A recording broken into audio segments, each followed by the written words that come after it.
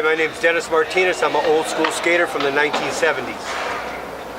Pessoal, essa é uma lenda do skate mundial, o Dennis Martinez, está visitando o Brasil. Ele veio trazer aqui uma mensagem do skate brasileiro, não só para o freestyle.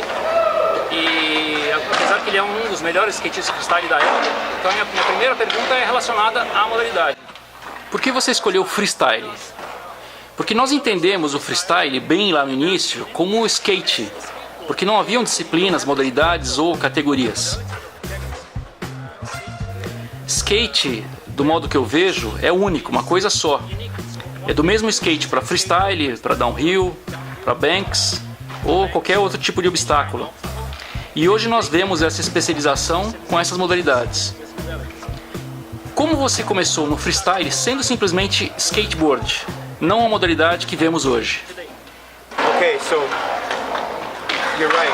One skateboard for everything. But to make skateboarding grow, we had to have a category for each style of skateboarding. And for each style of skateboarding, needed a specific board. What a lot of people don't understand is that really all the other skating came from freestyle, the origin of freestyle. That's why freestyle doesn't get much recognition. And I've always loved freestyle more than vertical. I love vertical, I love skating swimming pools. I was an all-around skater, cross-country, downhill, slalom, freestyle. There wasn't many good all-around skaters. One guy could skate vert, one guy could only skate freestyle, one guy could only skate slalom, but there was just a few of us that could do everything. So my specific thing that I love the most is freestyle because there's so much originality, there's so much creativity, there's so much art to it. When I see a lot of street skaters, I see the same thing over and over and over and over. I'm bored. But when I see freestyle and the different ways to ride your skateboard on the side, on the edge of the wheel, on the nose, on the tail, I mean, where do you think street skaters got all this from? It came from freestyle. Ainda na mesma linha, falando do freestyle na sua vida, você competiu e quem andava com você naquela época? E quando você começou? Well, freestyle was around before I started, and I saw many types of skateboarding, downhill, slalom. I saw downhill super fast, but what caught my eye the most was freestyle, just because of all the different variations that you could do on your skateboard. And so freestyle was the beginning of me for skating, and it started out with just skateboarding around for transportation. But then when I saw this guy who rode for a skateboard team, I didn't know there was skateboard teams. I didn't know there was pros. I just saw a skateboarder, I loved it. And when I saw him do a handstand, I mean, that was it. I just said, man, this is incredible, that's what I want to do. And so I asked him to teach me how to skateboard, and he taught me how to skateboard. And his expertise was freestyle. Morando na Califórnia, como foi a sua conexão com o início do skate? Com os Z-Boys, Zephyr, por exemplo.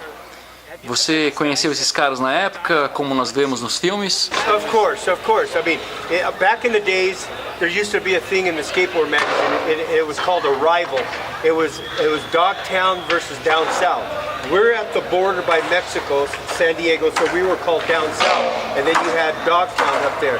And Dogtown, of course, everybody thinks of Dogtown as the creators of skateboarding and everything. They were just a part, a big part, but they were just a part of skateboarding, as well as down south, as well as the valley, as well as the north, the east coast, and different countries. I grew up in Dogtown, and so a lot of people associate me with Dogtown, but I'm not a Dogtown skater. But they were my friends. Me and Tony Albo, Tony represented LA, I kind of represented San Diego, even though we had great skaters. Doug Pineapple Saladino, Steve Cathy, Lane Oaks, I mean a lot of great skaters. The Logans, Bruce Logan, Brian Logan, Brad Logan, Robin Logan, and then you had other skaters, you know, that skated as well down there. But yeah, I grew up with the Dogtown guys, and Jay Adams was my best friend. Out of all the skate guys, Jay Adams was my best friend, and of course, you know, he died a couple years ago. Yeah. So you guys never really competed against each other, but how was your interaction back in the 70s? Good friends. Yeah. We used to love skating together. There was a little Dogtown down south rivalry thing going on that the magazines made, but we didn't pay attention to it. At the age of 53, so a part of me died also because he's my friend. And but I grew up with Z-Boy guys, and I hung out with them mostly. Out of all the San Diego skaters, I hung up in LA the most with them because I kind of felt that they challenged me to do better. And when I watched those guys first start off at skateboarding, I saw them at the Del Mar Skate Contest. What were they doing? Freestyle. I mean, they didn't know how to do many freestyle tricks, but it was a different type of freestyle.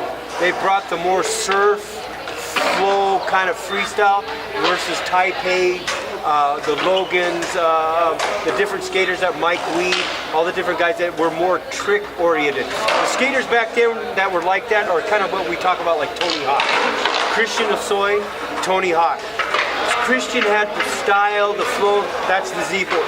And then the technical tricks and the different type of tricks, the mechanical tricks, like Tony Hawk, that was more of this kind of skating like us. É muito legal ter uma ideia de como era o skate na Califórnia naquela época.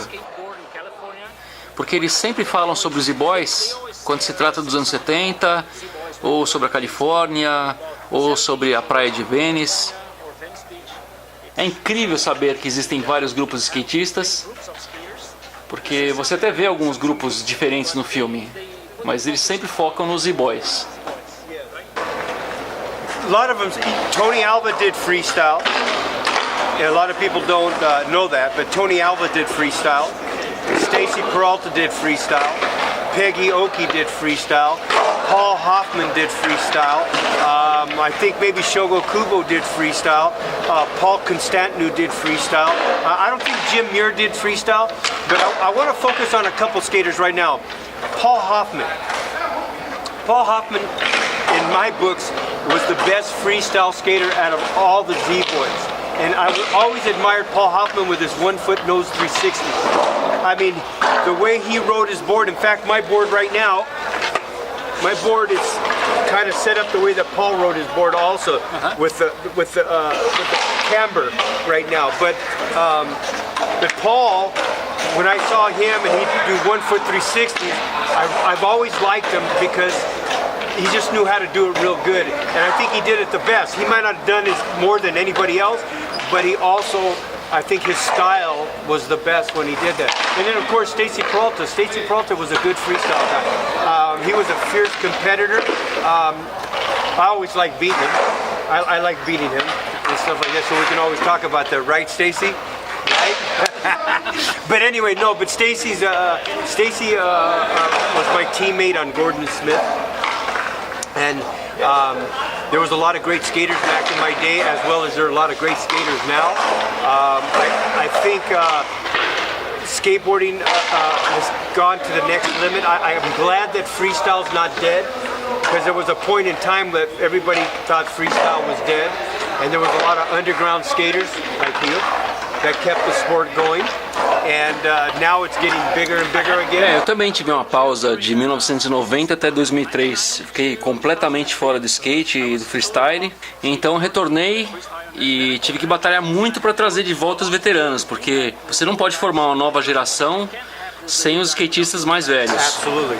O freestyle começou no Brasil por causa dos nossos skatistas, porque na época não tínhamos internet, revistas, pouquíssimo acesso a vídeos, nem um skate decente ou bons skates para andar. Por isso nossa cena nasceu com skatistas brasileiros. Everybody for years talked about the Brazilians, how it was exploding with skateboarding. And you know, you guys have the best skater in vert right now, Pedro Barros. He's the best. And then you have Leticia, who's a great skater also. Yes, and then when I come here and I just see so many skaters and so excited about the sport, that really Brazil is like the new America in skateboarding. And you guys have been for a while. Now take it. Remember, I took some time off because I got caught up in drugs. Yeah. And so drugs took from me something that I love. And so now I'm just barely getting back into it. I have my own company now, and I plan to put out freestyle boards also because I love freestyle.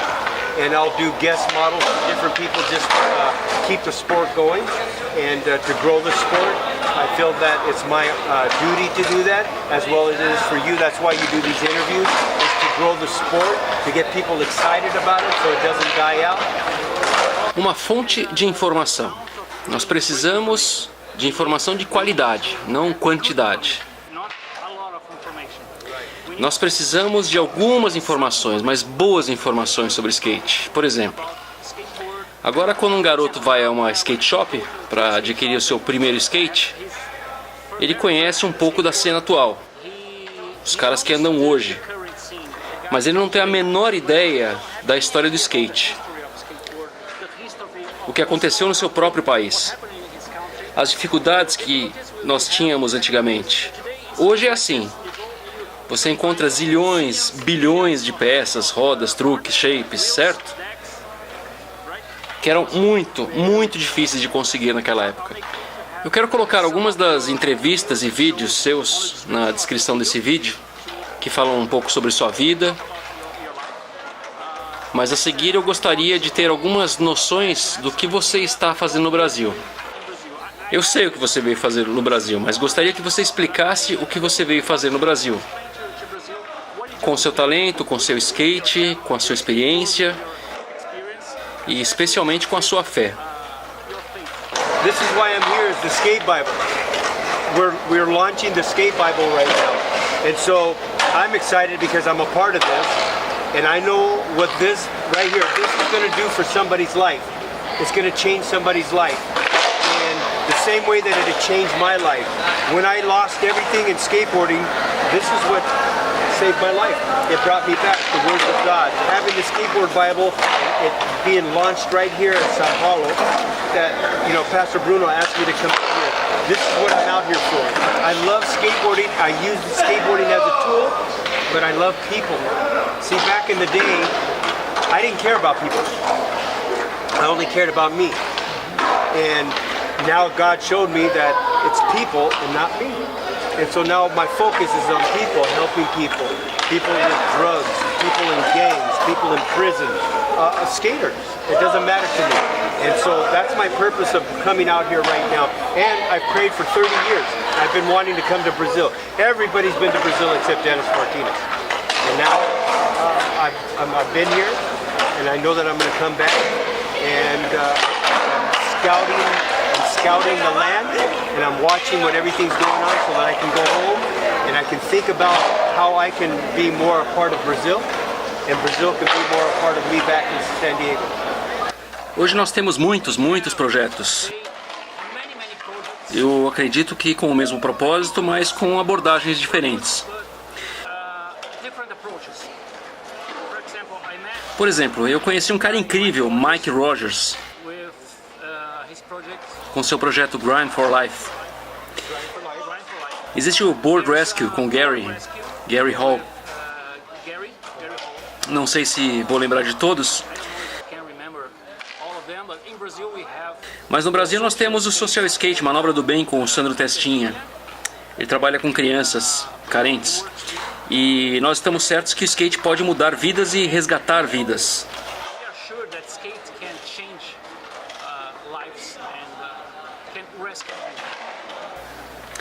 Você já é um skatista, então, quando você teve os problemas com drogas, em que ponto você foi resgatado? I was done with skateboarding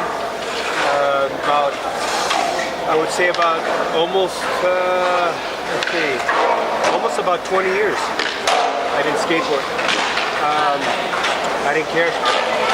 The drugs, that's all I cared about. So 1996 is when I was rescued. And then I started seeing all the skaters again. And I've always loved skateboarding. And I was afraid to get back into skateboarding because I felt that in skateboarding, the drug culture was so big. And I've already lost a lot of pro skaters. A lot of Dogtown skaters have died from drugs. A lot of my friends have died from drugs. I didn't want to get back into the scene. And then the more that I stayed away, the more God was pulling me back into skateboarding. And I was wrestling with God. Finally, I let go and said, okay, God, I know you want me to go back into skateboarding to do it right this time, to invest in the sport, to bring a different type of speech to skateboard versus the way that Dennis Martinez used to be. Get people high. I got people high for the first time on drugs and they're dead now, so I feel guilty for that. And so Christian Asoy and all those guys that are great skaters, we gave them drugs and it ruined their life. And then Christian gave other people drugs and it ruined their life. And so now my purpose in skateboarding is a whole different type of purpose. When I see people that are trying to be radical and, you know, different and things like that, I already did that.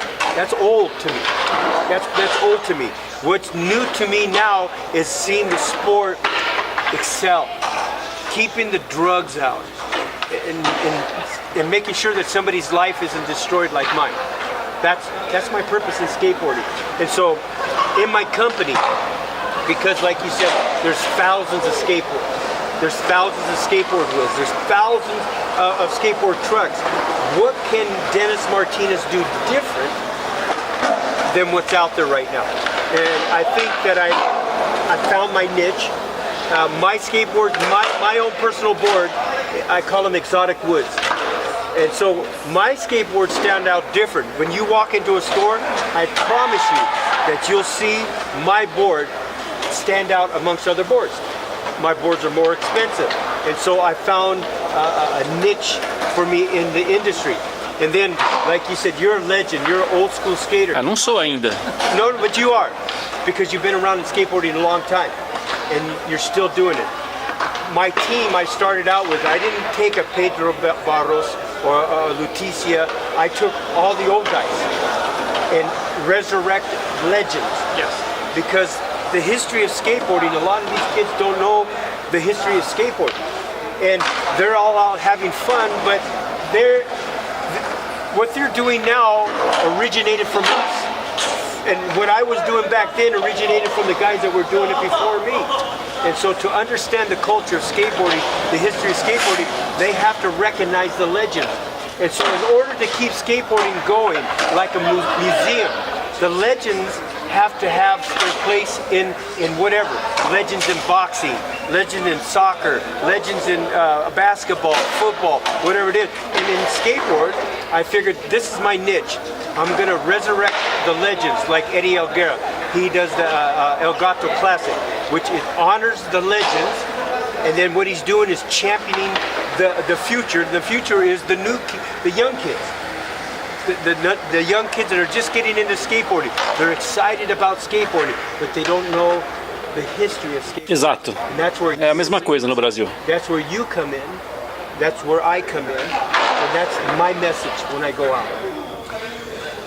Quando um skatista descobre que ele tem o skate nas veias, como nós dizemos quando fazemos o nosso aperto de mão,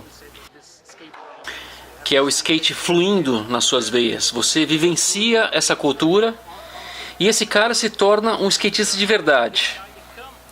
E ele se interessa em buscar as origens do skate. Quem começou isso?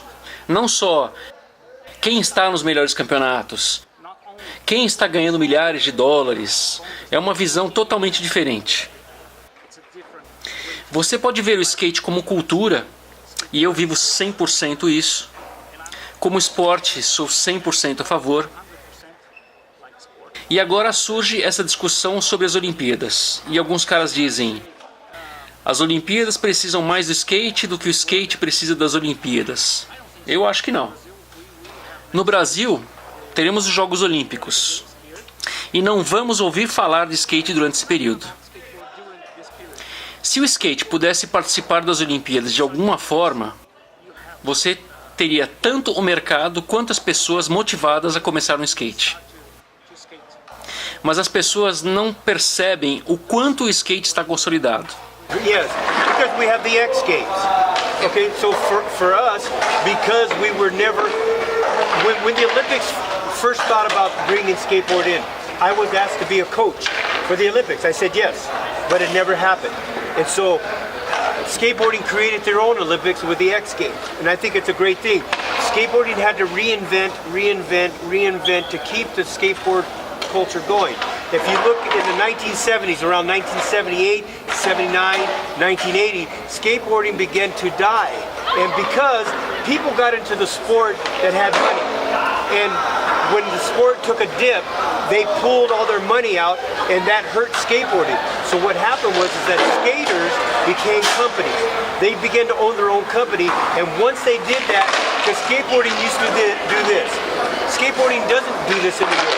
Skateboarding just goes like this, and sometimes a little bit, but it keeps going now because we understand our sport.